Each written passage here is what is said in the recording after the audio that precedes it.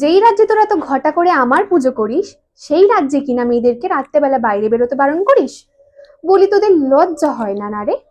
বাঙালি বাড়িতে জন্মেছিস, কোথায় একটু ভূত চতুর্দশী পালন করবি, একটু চোদ্দোর শাক খাবি, একটু প্রদীপ জ্বালবি, তা নয়।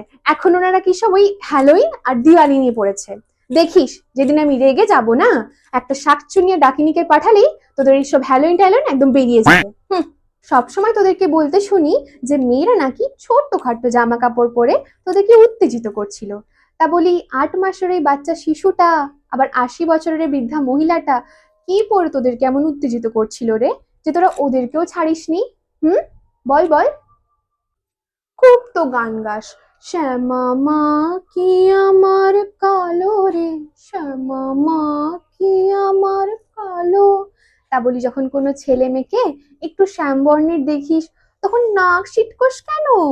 ঘেন্না লাগে কেন? হিপোক্রেসি ভাই। আমার শেয়ালটা আবার কোথায় গেল? এখন শেয়ালটাকে ছাড়তেও আমার একা ভয় করে। তোরা তো আবার পশু জানোয়ারকেও ছাড়ছিস না। বলি শুধু আমার পুজো করলেই হবে? একটু আশেপাশে মেয়ে বোনদেরকেও তো সম্মান করতে হবে, সেফ ফিল করাতে হবে, তাই না? আর মেয়েদের বলি শোন, অনেক চেষ্টা করছিস লক্ষ্মী হওয়ার, এবার একটু কালি হ। It's high time.